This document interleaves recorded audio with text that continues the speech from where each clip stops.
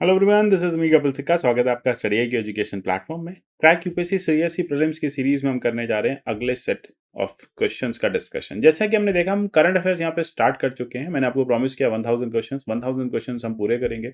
साथ ही साथ जो इंपॉर्टेंट करंट अफेयर्स इस ईयर के वो पूरे कवर किए जाएंगे। अगर आप इस साल कोई भी एग्जाम लिख रहे हैं, प्रीलिम्स 2022 लिख रहे हैं, पीएस कोई भी पीसीएस एग्जाम लिख रहे हैं, तो आपके लिए सीरीज काफी हेल्पफुल है।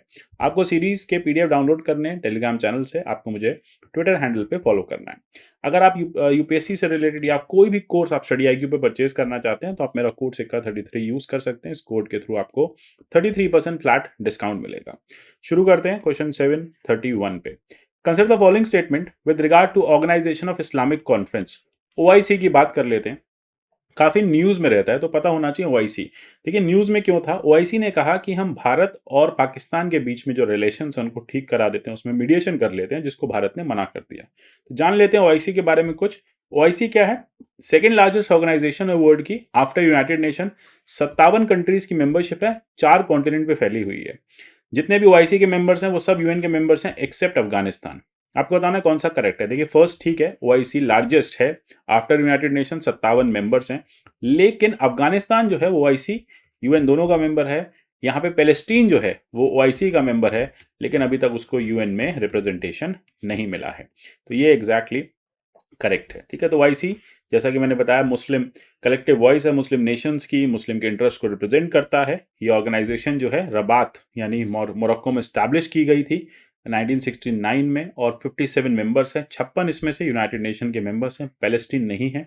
ओआईसी के हेडक्वार्टर्स की बात करें तो जेद्दा सऊदी अरेबिया में है। Then which of the countries has appointed first honorary consul general in India? Vietnam, Tanzania, Kenya, Laos. देखिए, वियतनाम करेक्ट आंसर है। वियतनाम में हाल ही में कर्नाटका में अपना ऑनररी काउंसिल जो है पहली बार स्टैब्लिश किया है। ऑनररी काउंसिल्स क्या होते हैं? ऑनररी काउंसिल्स ऐसे मेंबर्स, ऐसे लोग होते हैं जो रिलेशंस को इंप्रूव करने में हमारी हेल्प करते हैं, दो कंट्रीज की हेल्प करते हैं। ये गवर्नमेंट एम्प्लॉयज नहीं होते, इनको कोई सैलरी नहीं मिलती। इनफैक्ट पहली बार वियतनाम ने इस तरह के ऑनररी काउंसिल को अपॉइंट किया है, honorary council general of Vietnam for Karnataka. ठीक है, रिलेशंस बेटर करने के लिए 3 साल के लिए किया गया है, और ऐसा तीसरी बार इस साल में हुआ है। अब ऑनररी काउंसिल्स की बात करें तो जितने भी ऑनररी काउंसिल्स होते हैं वो उनको रखा इसलिए जाता है कि रिलेशंस अच्छे कर पाएं। ये गवर्नमेंट सर्वेंट्स नहीं होते, ये सीजनल या फिर प्रोफेशनल डिप्लोमैट्स नहीं होते।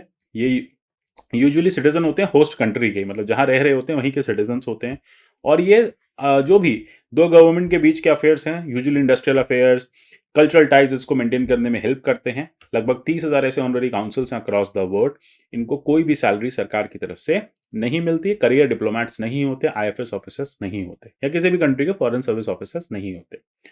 चलते हैं 733 की तरफ। ग्रैंड इथोपियन रेनेसो डैम, जो कि जिसको अफ्रीका का लार्जेस्ट हाइड्रो प्रोजेक्ट कहा जाता है, हाइड्रो इलेक्ट्रिक प्रोजेक्ट कहा जाता है, कौन सी रिवर पे है? Nile, blue Nile, white Nile, none of the above. Confusion है तो नाइल पे, पर कौन सी वाली पे है? ब्लू नाइल पे है। इस तरह से आप मैप में देख सकते हैं कि यहाँ पे ये ब्लू नाइल पे सिचुएटेड है। अब यूजुअली क्या है, देखिए, सूडान, इजिप्ट और इथोपिया के बीच में यहाँ पे टेंशन हो रही हैं, क्योंकि यहाँ पे जो डैम है अपर नाइल पे, अपर ब्लू नाइल पे, वो बिल्ड किया जा रहा है।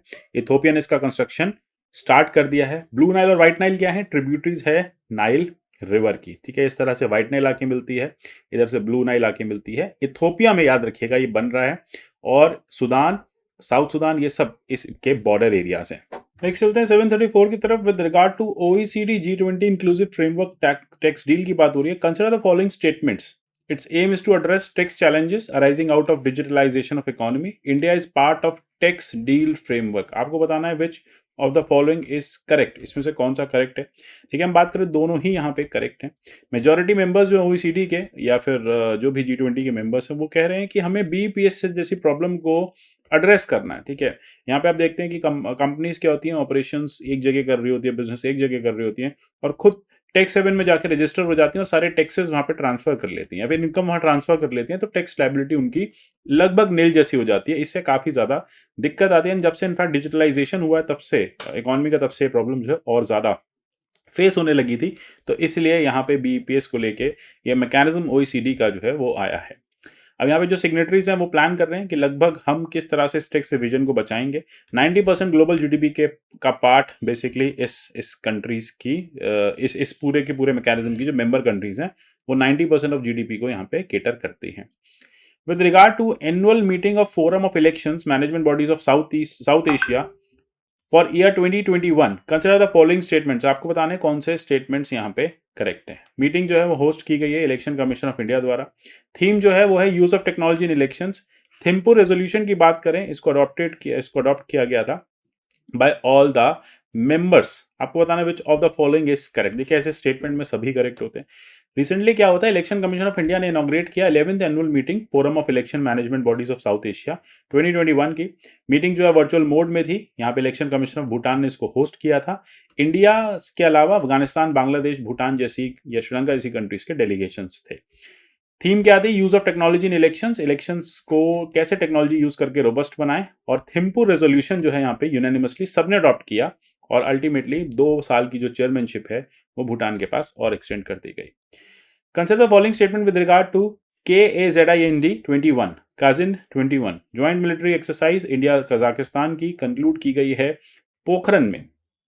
देखिए नाम से बता रहा है ज्वाइंट मिलिट्री एक्सरसाइज है, लेकिन पोखरन में ये नहीं हुई है, ये इंपॉर्टेंट है। यहाँ पे आप देखेंगे कि ये आयशा बीबी कजाकिस्तान में कंक्लूड की गई थी, वहाँ कंडक्ट की गई है। 5th एडिशन है इंडो कजाकिस्तान जॉइंट ट्रेनिंग का, स्ट्रैटेजिक है। यहाँ पे दोनों आर्मीज जो है इन्होंने एक तरह से प्रैक्टिस की, एक तरह से जॉइंट ट्रेनिंग की। बायलैटरल रिलेशंस जो है इंडिया कजाकिस्तान के बूस्ट हुए हैं। इंडियन आर्मी का जो कंटिजेंट है वो यहाँ पे बटालियन के थ्रू यानी बिहार रेजिमेंट के थ्रू रिप्रेजेंट किया गया था। कजाकिस्तान आर्मी भी यहाँ पे थी। चलते हैं 737 unite aware platform technology platform है जो इंश्योर करता है safety and security of peace keepers जो कि कॉम्प्लेक्स और रिस्की एनवायरनमेंट में काम कर रहे हैं। यूनाइट अवेयर प्लेटफॉर्म जो है वो किसने इसमें से, देखिए इस तरह के जो प्लेटफॉर्म्स हैं वो यूएन ही लेके आता है। तो ऑब्वियसली बात है India in collaboration with UN, India का कोलैबोरेशन है, टेक्नोलॉजी प्लेटफॉर्म को यहाँ पे लाया गया है। रिस्की एनवायरनमेंट के लिए है ये।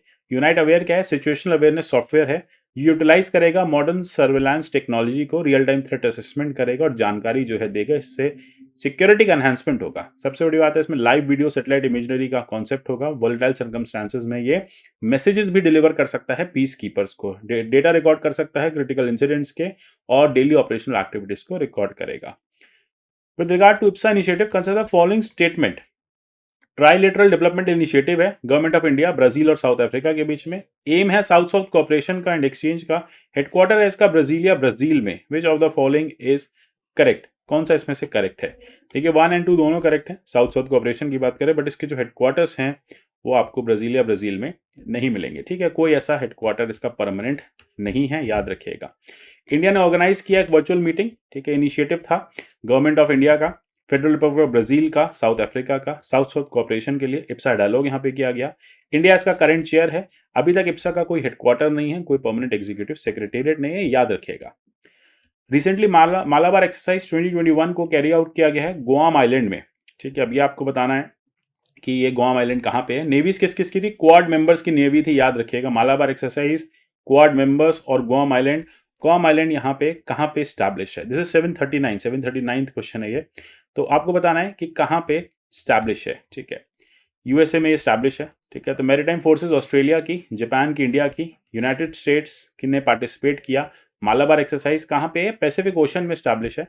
मालाबार एक एनुअल मैरीटाइम एक्सरसाइज है, याद रखिएगा, जो royal Australian navy, Indian navy, Japan navy और यूएस की नेवी के बीच में एक लाइक माइंडेड नेशंस हैं, क्योंकि उनके बीच में हर तरह की प्रैक्टिस जो है वो की जाती है, जिससे स्ट्रैटेजिक प्रैक्टिस होती है और अल्टीमेटली नेवी का यहाँ पे फर्दर एक्सचेंज होता है, स्ट्रैटेजिक एक्सचेंज होता है, मैरीटाइम बेनिफिट एक दूसरे के साथ ले पाते हैं। चलते हैं 740 consider the following statement with regard to incel movement. Incel movement पूरे वर्ल्ड में बड़ा फेमस हो रहा है, पहले भी इस पे काफी चर्चा थी। ये बेसिकली लार्ज ऑनलाइन कम्युनिटी है जो अपने आप को इनवॉलंटरी सेलिब्रेट्स बताते हैं। बोले हम वॉलंटरी नहीं है, इनवॉलंटरी सेलिब्रेट्स, हमें सेलिब्रेसी में धकेल दिया गया, हमारे पास इस तरह के कोई कंपेनियंस नहीं है। इंसेल मूवमेंट जो है वो ब्लैक पिल और रेड पिल थ्योरी पे आते हैं। आपने एक मूवी देखी होगी, उसमें काफी फेमस था ब्लैक पिल रेड पिल। आपको बताना है which of the following is correct, दोनों ही यहाँ पे करेक्ट है। ये एक डेंजरस ऑनलाइन सब कल्चर होता जा रहा है जिसमें इनवॉलंटरी सेलिब्रेट्स की एक आर्मी आप कह सकते हैं, लोगों की एक फौज तैयार होती जा रही है, जो अपने आप के बारे में एक डिप्रेसिंग थॉट्स जो प्रोड्यूस करते डिपिक्ट करते हैं, मिसोजिनिस्ट व्यूज होते हैं वुमेन को लेके, और एक थ्रेट बनता जा रहा है लॉ एंड ऑर्डर का। इंसेल जो कम्युनिटी है ये मोर और लेस ऑनलाइन है, ज़्यादातर अपने आप को इनवॉलंटरी सेलिब्रेट्स बताते हैं और ये बेसिकली उन लोगों से आप कह सकते हैं एनवी करते हैं जो सेक्सुअली एक्टिव होते हैं। ये कहते हैं कि हम सेक्सुअली इनएक्टिव हैं बिकॉज ऑफ सर्कमस्टांसेस। एक ब्लैक पिल थ्योरी जो है वो इनसे बेसिकली एसोसिएटेड है। ये कहती है कि इस आइडिया को यहाँ पे प्रमोट किया जाता है कि फेट सी ही आपकी किस्मत ही ऐसी है, ठीक है, आप कितना ही कोशिश कीजिए, आपकी किस्मत ही ऐसी है। रेड पिल दूसरी तरफ कहते हैं कि वर्ड आपकी तरफ बाइज्ड है या फिर वुमेन की तरफ बाइज्ड है, फीमेल सुप्रीमेसी को प्रमोट करता है, फेमिनिज्म को प्रमोट करता है, इसकी वजह से हम सेलिब्रेट्स रह गए। आशा करता हूँ क्वेश्चंस क्लियर हैं। अगर आप कोई भी प्रोग्राम परचेज करते हैं तो सिक्का 33 कोड यूज कर सकते हैं। मिलते हैं अगले सेशन में, तब तक के लिए goodbye, take care and God bless you all.